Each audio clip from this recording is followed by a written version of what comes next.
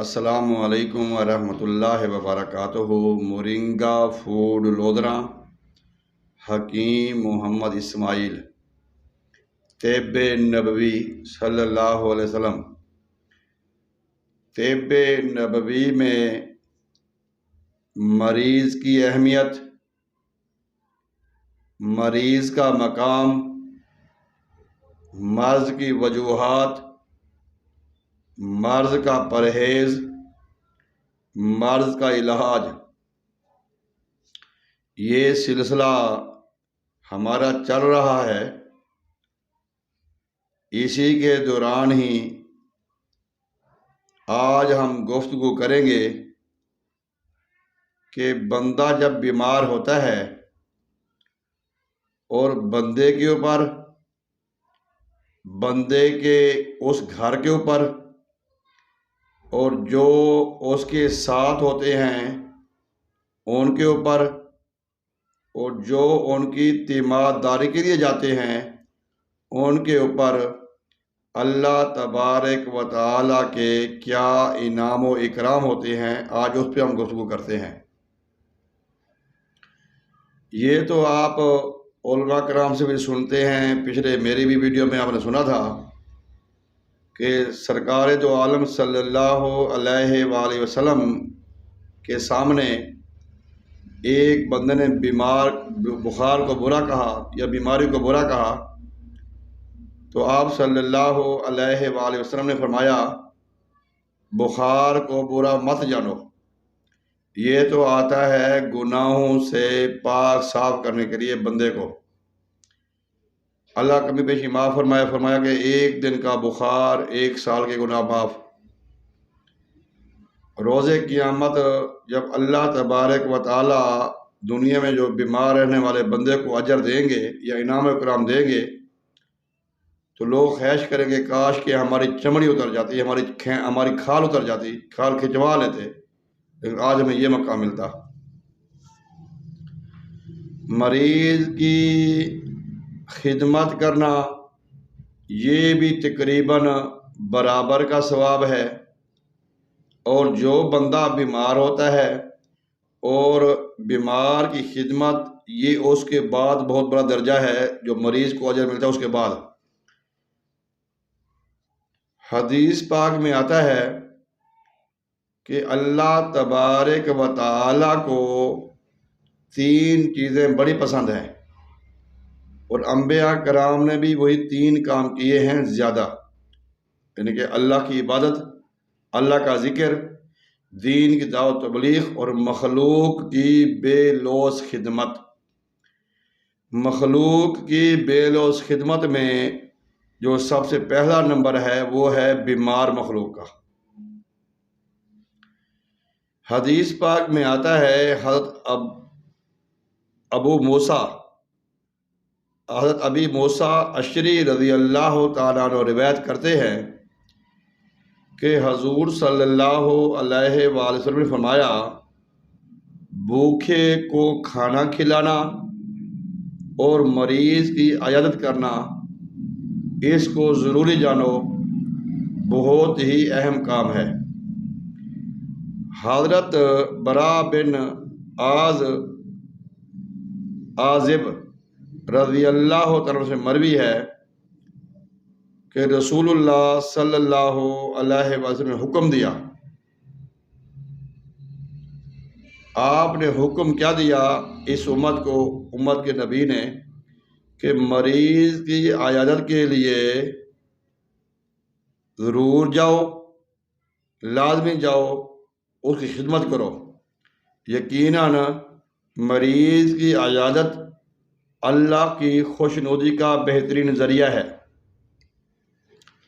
حضرت نبی کریم صلی اللہ علیہ وسلم نے فرمایا جب کوئی مسلمان کسی مسلمان کی عیادت کرتا ہے، جب تک وہ وہاں پہ نہیں آتا، مریض کے پاس بیٹھتا ہے، گویا وہ بندہ جو مریض کی تیمارداری کے لیے گیا ہے، پوچھنے کے لیے گیا ہے، وہ جنت کی کھڑکی پہ بیٹھا ہے، جنت کے دوران بیٹھا، بہت بڑی بات۔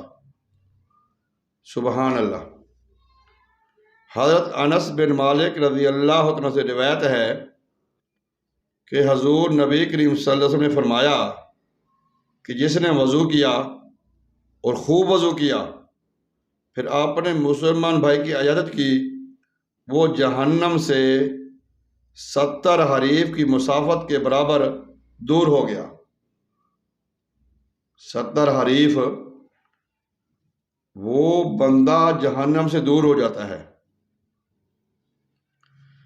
حضرت ابو ہریرہ رضی اللہ تعالیٰ عنہ سے مروی ہے، رسول اللہ صلی اللہ علیہ وسلم نے فرمایا، قیامت کے دن اللہ تعالیٰ فرمائے گا، میرے بندے میں بیمار تھا تو میری تیمارداری کے لیے کیوں نہیں آیا؟ بندہ عرض کرے گا، اے میرے رب میں تیری عیادت کے لیے کیسے آتا؟ آپ کہاں تھے؟ اللہ فرمائے گا، تجھے علم تھا کہ فلاں بندہ بیمار ہے تیرے محلے میں، تیرے علاقے میں، تو اگر اس کی عیادت کرتا گویا مجھے اس کے پاس پاتا۔ حضرت ابو امامہ رضی اللہ تعالیٰ عنہ فرماتے ہیں کہ نبی کریم صلی اللہ علیہ وسلم نے فرمایا، مریض کی مزاج پرسی یوں کرو، تم اس کی پریشانی پر اپنا ہاتھ رکھو یا اس کے ہاتھ پر ہاتھ رکھو، پھر اس سے دریافت کرو کہ وہ تیرا مزاج کیسا ہے، تیرے صبح شام کیسے گزرتے ہیں۔ اللہ تجھے شفا دے گا، اللہ تمہیں سکھ سیاہ دے گا، تمہیں شفا یابی دے گا۔ بلکہ تم یہ نہ کہو کہ وہ ہوئے تمہیں تو کینسر ہے، تمہیں شوگر ہے، یہ تو بندہ مر گیا، یہ ہو گیا، وہ ہو گیا، اس طرح نہ کہو۔ تمہارا کام ہے مریض کو مطمئن کرنا، طبیب تو خود خدا ہے۔ حضرت ایک صحابی فرماتے ہیں، رسول اللہ صلی اللہ علیہ وسلم نے فرمایا، مریض کی تیمارداری کا طریقہ یہ ہے کہ تم اپنا ہاتھ مریض کے سینے پہ رکھو، مرد ہے تو مرد کے رکھے، عورت کے رکھے، یا مریض کے سر پہ رکھو یا مریض کے ہاتھ پہ رکھو، تو پھر اس سے دریافت کرو کہ آپ کی صبح کیسی گزری، آپ کی شام کیسی گزری، آپ کی رات کیسی گزری، آپ کا دن کیسے گزرا، آپ کے لمحے کیسے گزرے۔ جب آپ یہ اس سے پوچھیں گے، اس میں آپ کے اوپر بھی خوف طاری ہوگا اور اللہ تبارک و تعالیٰ کی حمد و ثنا اور اس کی شکر گزاری کرنے کا جی چاہے گا، موقع ملے گا۔ حضرت ابی سعد رضی اللہ عنہ مشہور صحابی رسول ہیں، حضرت ابی سعد رضی اللہ تعالیٰ عنہ، ان سے مروی ہے کہ حضور اقدس صلی اللہ علیہ وآلہ وسلم نے فرمایا، جب تم کسی مریض کے پاس جاؤ اس کی درازی عمر کے بارے میں گفتگو کرو، اللہ تمہیں شفا دے گا، تمہاری لمبی عمر ہوگی، تو یہ کرے گا، تو وہ کرے گا، اس کو تسلی دو، اس درازی عمر کے لیے گفتگو کرو، چونکہ اس سے کوئی حرج نہیں ہوتا، البتہ اس سے مریض کا دل خوش ہوتا ہے۔ حضرت عبداللہ بن عباس رضی اللہ عنہ سے روایت ہے کہ حضور نبی کریم صلی اللہ علیہ وسلم ایک عرابی کی عیادت کے لیے تشریف لے گئے، تو آپ کا معمول تھا کہ جب کسی بیمار کی عیادت کے لیے تشریف لے جاتے تو اس سے فرماتے، کوئی خطرے والی بات نہیں ہے، ہمیں ٹینشن نہ لیں، پریشان نہ ہوئیں، تو ٹھیک تھی، ویسے آپ ٹھیک ہو جاؤ گے، کوئی خطرے والی بات نہیں ہے، اگر اللہ نے چاہا پاکیزگی اور سلامتی ہوگی انشاءاللہ تعالی۔ حضرت ابو ہریرہ رضی اللہ تعالیٰ عنہ سے روایت ہے کہ نبی کریم صلی اللہ علیہ وسلم میری عیادت کے لیے تشریف لائے، میں سویا ہوا تھا تو اٹھ بیٹھا، پیٹ کے درد کی وجہ سے مجھے شکایت تھی۔ حضور نبی کریم صلی اللہ علیہ وسلم، ابو ہریرہ تمہیں کیا ہے؟ میں نے عرض کیا کہ مجھے تکلیف ہے، تو آپ صلی اللہ علیہ وآلہ وسلم نے فرمایا کہ نماز پڑھو، بے شک نماز میں شفا ہے۔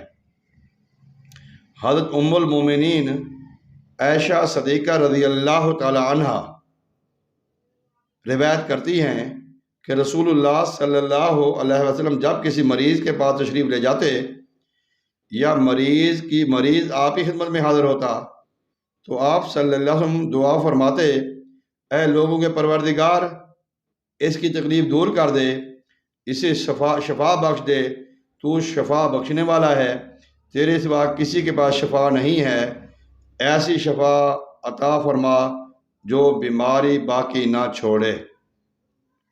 حضور نبی کریم صلی اللہ علیہ وآلہ وسلم نے اس طرح کی بے شمار روایت ہیں حدیث پاک میں مریض کی عیادت کے لیے اور مریض کی خدمت کے لیے۔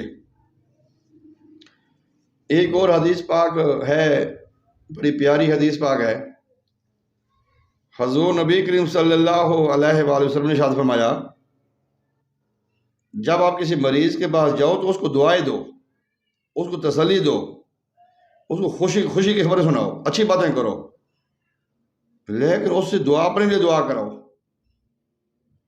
اس سے اپنے لیے دعا کراؤ، کیونکہ بلا شبہ مریض کی جو دعا ہوتی ہے وہ قبول ہوتی ہے، اس کی دعا سے گناہ بخش دیے جاتے ہیں، پریشانیاں ختم ہو جاتی ہیں۔ بے شمار تنظیمیں، بے شمار جماعتیں، NGOs کام کر رہی ہے مریض کی خدمت کے لیے۔ الحمدللہ ہمارا مورنگا فوڈ لودھرا بھی ہیپاٹائٹس کے مریضوں کے لیے فی سبیل اللہ دوائی پہنچاتا ہے، علاج کرتا ہے ماشاءاللہ۔ ابھی تک کافی لوگوں کو دوائی دے چکا ہے، سینکڑوں ہزاروں کی تعداد میں مریض ہیں۔ پاکستان میں بہت بڑا ادارہ ہے، بین الاقوامی تبلیغی مرکز دربار عالیہ کیمپ دارالحسان سمندری روڈ فیصل آباد میں۔ وہاں پہ صبح سے لے کے اشراق سے لے کے عصر کی اذان نماز تک ایک شفا خانہ ہے، وہاں پہ مریضوں کا مفت اور فری علاج ہوتا ہے، وہاں سے لکھوں مریض شفا یاب ہو چکے ہیں ماشاءاللہ۔ دوسرے نمبر پہ ایک وہاں پہ ششمائی فری کیمپ لگتا ہے 1 اکتوبر سے 31 اکتوبر تک، 1 مارچ سے 31 مارچ تک، مارچ اور اکتوبر میں وہاں پہ آنکھوں کے مفت آپریشن کیے جاتے ہیں۔ مریض کے ساتھ والے کا کھانا پینا رہائش ہر چیز فری ہوتی ہے، بس وہ لینڈز مریض کا اپنا لینا پڑتا ہے۔ تو ناظرین آئیں، اگر آج ہمیں بھی کوئی پریشانی ہے، کوئی تکلیف ہے، کوئی مسئلہ ہے، تو ہم بھی اپنے بیماروں کی خدمت کریں، بیماروں کی عیادت کریں، بیماروں کے لیے دعا کریں۔ اگر صبح مریض کے پاس ہم جاتے ہیں دعا کے لیے، اس کی عیادت کے لیے، تو پتہ نہیں کتنے ملائکہ شام تک ہماری بخشش کے لیے دعا کریں گے۔ اگر شام کو جائیں گے، رات کو جائیں گے، تو پوری رات وہ فرشتے ہمارے لیے دعا کرتے رہیں گے۔ مفت کا سودا ہے۔ اور جہاں پہ مریض ہوتا ہے وہاں پہ اللہ کی رحمتیں برستی ہیں۔ میں نے شروع میں عرض کیا تھا، وہاں پہ بتاؤں گا، شروع میں وہاں پہ اللہ کی رحمتیں برستی ہیں۔ اور جو ہسپتال ہے وہ نزول رحمت کی جگہ ہے، وہاں پہ اللہ تبارک و تعالیٰ کی بے شمار رحمتیں نازل ہوتی ہیں۔ ہم نے تو سمجھا کہ یہ کاروبار کا ذریعہ ہے، وہاں پہ علاج معالجہ ہوتا ہے، نہیں، اللہ تعالیٰ کی وہاں پہ بے شمار رحمتیں نازل ہوتی ہیں، برکتیں نازل ہوتی ہیں۔ تو میں آپ سے بھی التماس کروں گا، اپنے لیے بھی اللہ سے دعا کروں گا، اللہ تعالیٰ مجھے بھی اور آپ سب کو بھی مریضوں کی بے لوث خدمت کی توفیق عطا فرمائے۔ وآخر دعوانا ان الحمد للہ رب العالمین۔ السلام علیکم ورحمۃ اللہ وبرکاتہ۔